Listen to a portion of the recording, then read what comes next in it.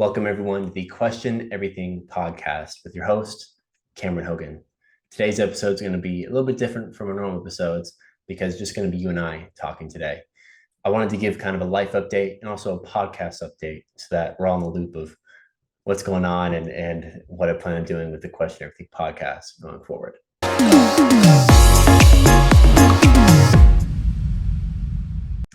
All right, so life update. It's been almost exactly 8 months since I graduated college, sold almost everything I had, and then traveled across the world, moved across the world with my girlfriend and a backpack, pretty much. And a lot has happened since then. But before I go into what I've learned and what I've experienced since I've been in Bali, I really want to go over where I was at beforehand. So before I made this move, before I graduated college, let me start off by saying I had an incredible life. I was extremely, and still am, extremely fortunate and grateful for my family, my friends, and the opportunities that I had pretty much throughout my entire life. I've been extremely fortunate. I truly believe I'm one of the luckiest people in the world. Um, and I just had pretty much what would have been my dream college experience. And so at the end of college, I would say around start of senior year, junior year, actually, I was getting onto a track where I was getting into a career where it would put me on a path to make a lot of money, have a lot of prestige, and pretty much accomplish everything at that moment that I felt was worth accomplishing in the world. I knew that I was starting on a path that in a few years would have made me very successful. And by successful, of course, I mean financially successful. My entire life before I moved here, I would say the barometer for success and happiness was financial success, which is very odd because that's not something my parents taught me, not something that friends taught me. I think just overall, that's just what I learned to be success and what I learned to be the one target that we should have in life. And so I was very happy with myself senior year of college because it became very noticeable that I was on a path to be very successful financially.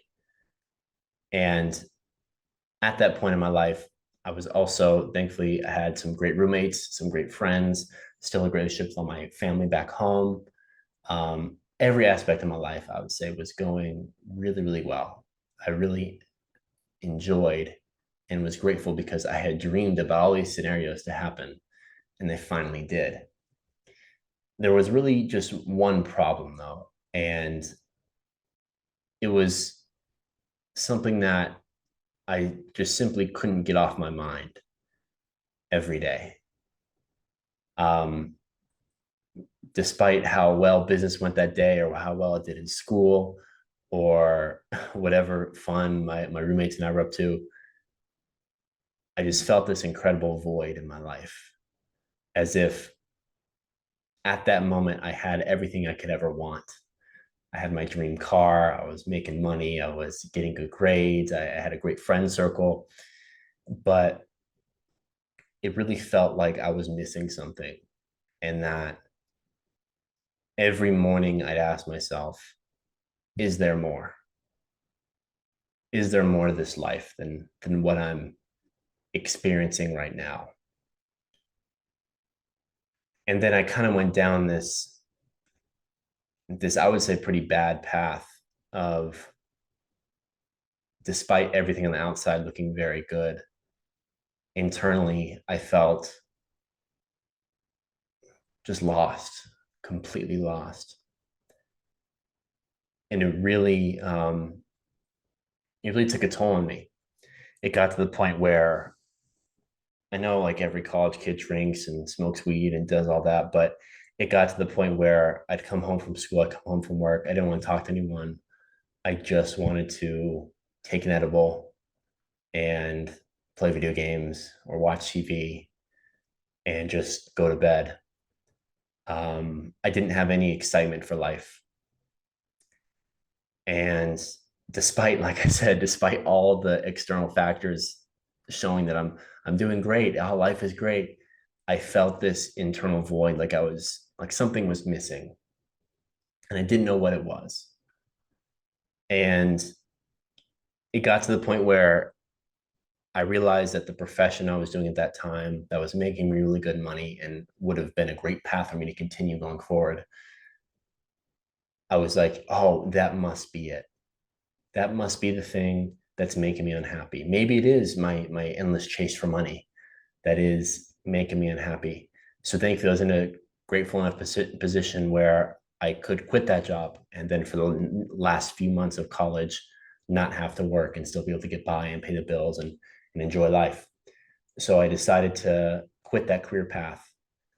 And then at that time, I thought, well, now this was the big monkey on my back that has stopped me from feeling fulfilled and feeling happy. Now that I don't have to focus on finances and my entire life isn't driven towards that, every podcast, every movie, everything I consume about that, now that's gone, I should be happy, right? And having that freedom, that free time just to hang out with friends, just hang out with family members, to focus on my health, to do all these things, I thought that would be the thing that would make me feel good.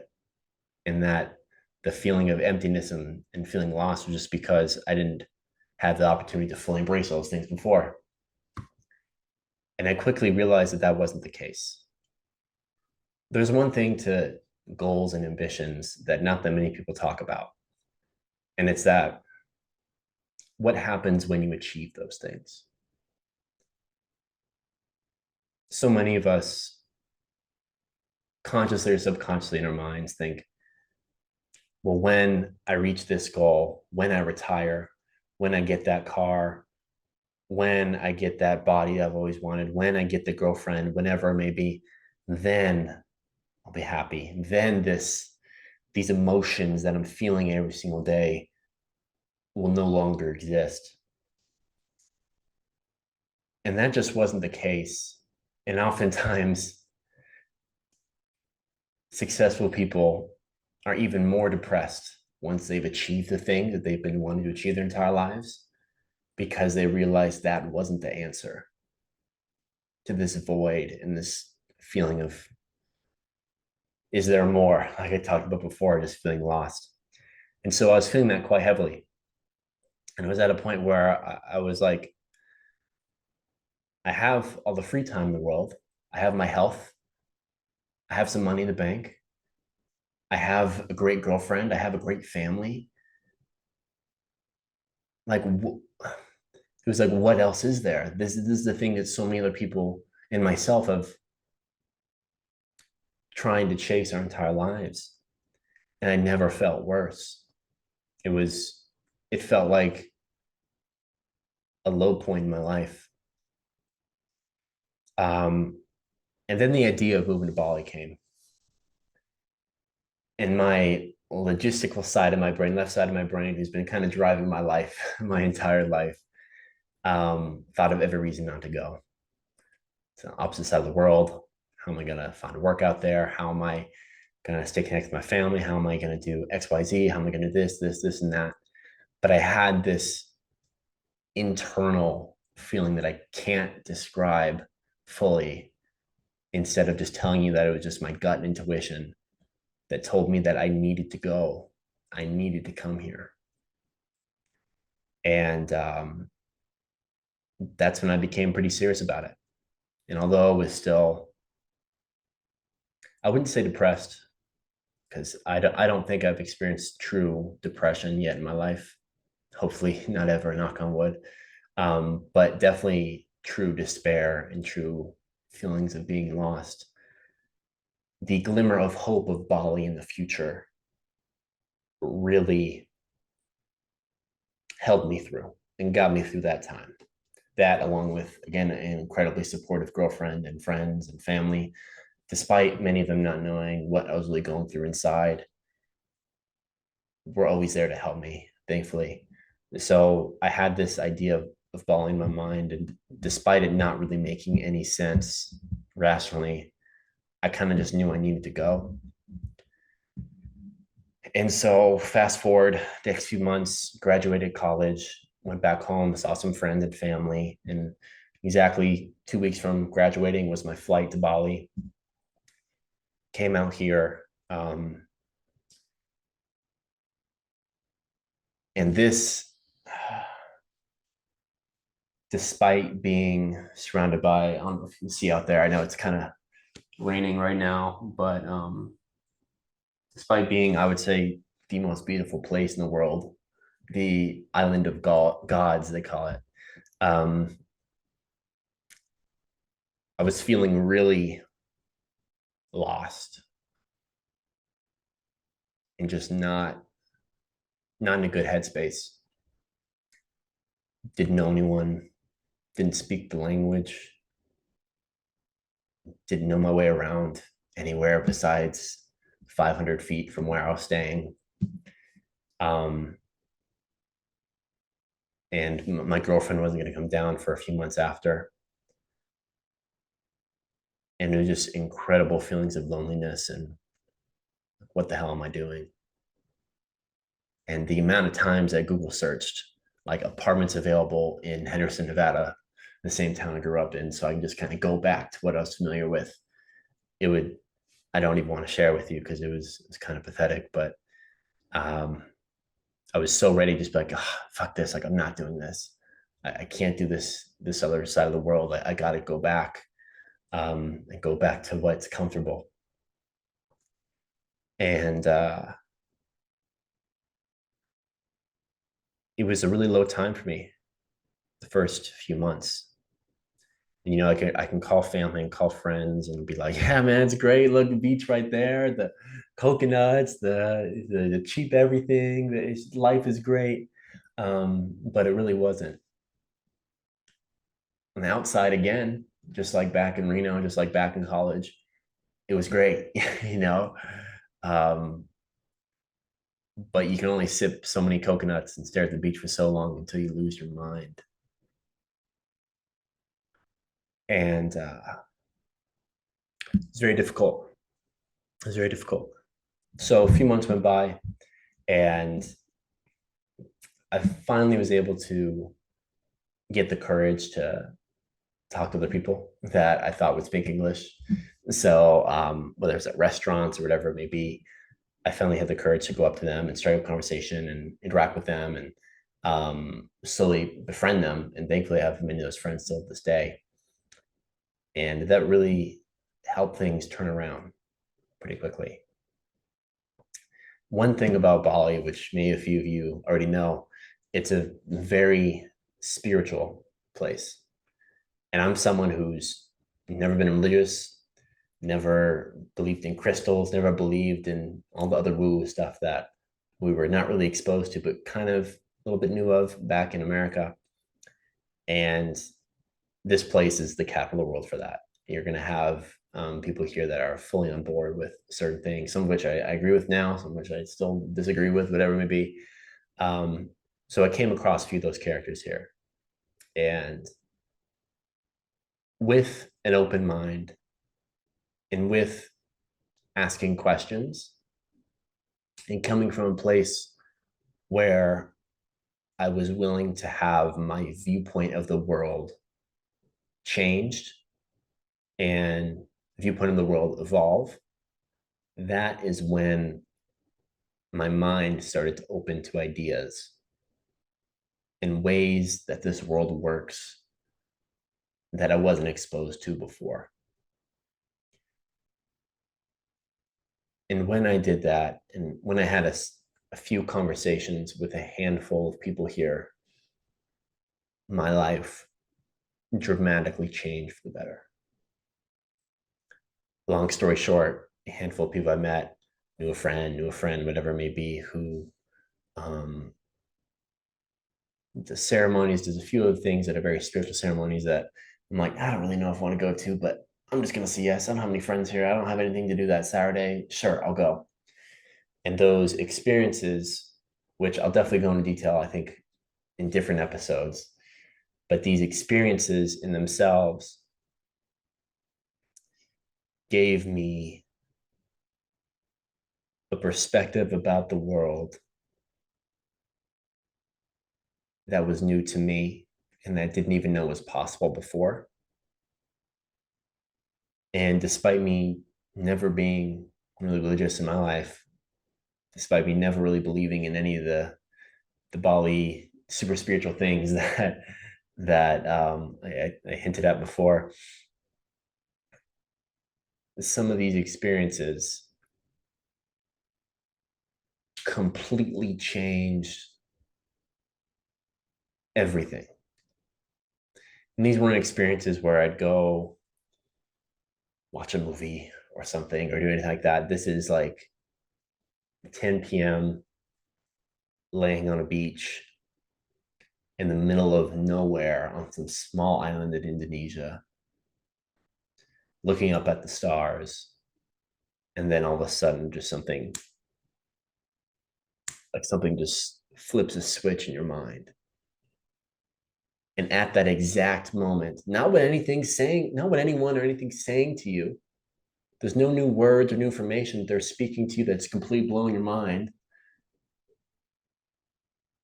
But it's just a thought process and a worldview that literally changed the snap of the finger. And when I say that this completely altered and changed the trajectory of the rest of my life in the matter of seconds, it still to this day, I'm at a loss for words because I can't fully describe. I don't think anyone can fully describe events like that. I know not everyone watching this has been through something like that, but I know probably some of you have. And you know exactly what I'm talking about when this happens. And just the point of life becomes crystal clear in those moments. And the rest of your life after that is simply remembering what you learned in those few seconds and living your life as close to those few seconds as you possibly can. And those few seconds, like I said, it's not a conversation with someone else. It's just me, and I don't know if it's God or the universe or whatever it may be. I still don't know for sure. Kind of handing a playbook of what life is all about. So this experience that I had, snap the finger, few seconds, taught me that everyone, everything in the universe is connected. We are all one organism. And in those few moments that I had laying on some beach late at night, a small island in Indonesia, I could feel the entire globe, the entire earth, as if it had its own heartbeat. And it was so surreal that every person, every tree, every grain of sand, every bug, every animal, whatever it may be, we're all connected and we're all just one single organism. And the key to this life that we're all living together is love. And then in these moments, the only thing going through my mind is that humans, animals, everything in this world, we're always just forgetting that love is the answer. Every single time you're communicating with another person, if you look at it through the lens of how can I share love with this person? What is this person lacking? What is this person seeking? What is this person wanting? It all comes back to the root, and that is love. That is what everyone is here to experience. And I know I probably sound really weird because I just told you that I'm not spiritual at all, and or wasn't before I came here. And if people who are watching this know me from college, know me from back then, very much analytical, very much a go, go, go, very much a, all about the money, all about the sports, all about this and that. And when I say that these moments put me on a track to where I can never look back, I can never, hopefully, never truly forget what I experienced. And now every relationship, every time I communicate with another person, I try to remember that I need to share as much love as I possibly can with this human, with this animal, with the world around us, because we are all connected. I wouldn't, we're all one organism. I know it sounds crazy. I know, like, I still can't even fully wrap my head around it. But I would never express anything but love to my mother, to my father, to my girlfriend, to my pets, to myself. So why would I ever do it to a stranger? Anything but love.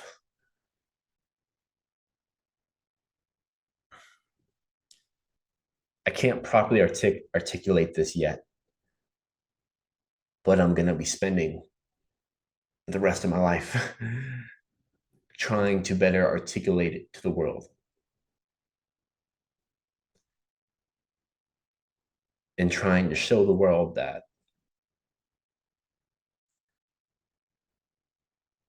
everything we are seeking, everything I was seeking, the cars, the money, the status, all these things, is just because deep down I wanted love.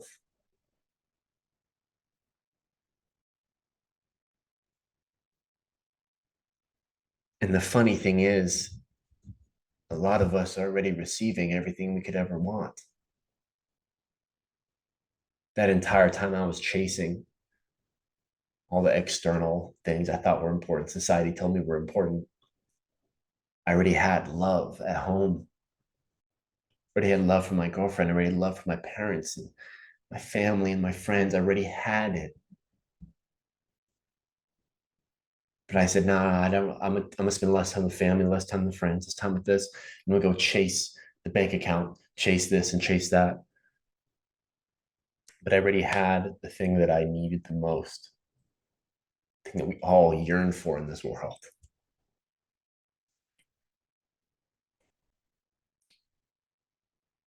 And so after I had this really powerful few moments that lasted the span of a few moments, a few months ago, I've really just been doing a lot of introspection of what type of life do I want to live? What type of life do I want my family to live? What type of life do I want to touch others? How do I want to make an impact on their lives? And I'm not 100% sure on that yet. But I know that whatever I end up doing, it will be moving this world closer to consciousness and closer to the understanding that love is everything and that love is the answer and is everything we are seeking.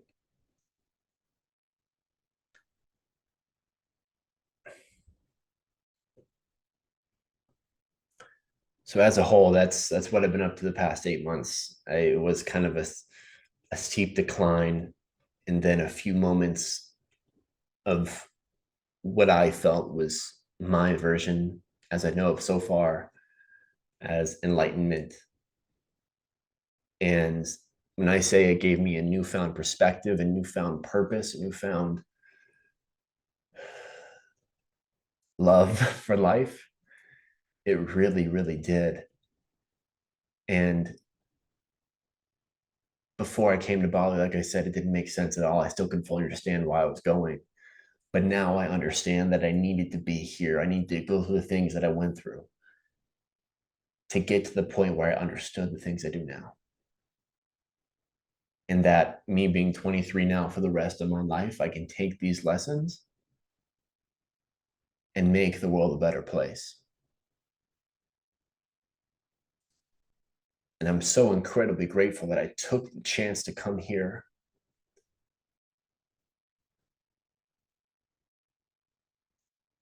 That I took the chance to ask questions to the right people that got me to where I needed to be to understand that message. That all would not have been possible if I didn't put myself in this situation to be open-minded and ask more questions.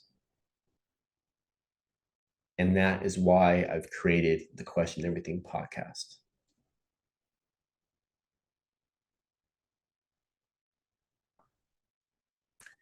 You've probably seen so far, not everyone on that podcast is talking about spirituality or this topic of love.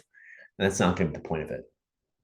The point of it is me finding the most interesting people I possibly can and understanding what questions they ask themselves to get to where they are today. Because if I can relay the message to others to simply be open to the possibility of changing their perspectives, whether it comes to politics, whether it comes to how they treat others, whether it comes to whatever it may be, the possibility of changing their mind and opening their mind, that is when they are setting themselves up to understanding the true meaning of what all this is about. So this is episode 8 right now. You're listening to it. I'm going to be doing this for quite a while. The quality, the audio quality, the video quality aren't the best. I'm thankful I've been having some great guests so far, but I'm going to get better when it comes to the type of guests that are on there. And overall, I'm going to make this a big focus in my life because the premise of this podcast, I think, is so incredibly important. So that's something I'm really going to focus on going forward. So expect more consistent uploads, expect higher quality audio and video. And if you found this podcast in particular something that you resonated with, something you found interesting, something that made you open your mind a little bit more, please feel free to share this. I'm going to start producing on every platform that I possibly can, mostly focusing on Spotify, Apple Music, and YouTube for the full podcast. I'll be chopping those up into Instagram Reels, Twitter, all of this stuff coming soon. But that's really what this is all going to be about. On top of that, I'm be having a newsletter coming out soon. That newsletter is going to talk about two things. That is wealth and wisdom. My years of studying finance books, my years of listening to podcasts, my years of just experience one-on-one helping people with their finances is something I truly love to talk about still, and something that I think will give people in the long term the freedom to be able to explore topics like the ones we're talking about in the podcast or the ones that just make life worth living. And so I will be having a newsletter that's called Wealth and Wisdom that'll be coming out 2 emails every single week. One of those emails will be geared towards wealth, things I'm learning, practices that I think other people can take to grow their wealth, and also wisdom, which will be every Sunday. That'll be short little things that I'm learning that are making me a wiser person, and hopefully will make yourself a wiser person. Then, so podcast, newsletter will be becoming more consistent, and also hopefully just moving people towards a better life. So that's the end of this episode. That was an emotional one for me, but something that I felt as if needed to be shared. So I appreciate all of you that have been along for the journey so far. I really appreciate all the incredible feedback that I've gotten, and I'm really looking forward to seeing what this can turn into years down the line. So my final remark is never forget, love is the answer. I love you guys. See you next episode.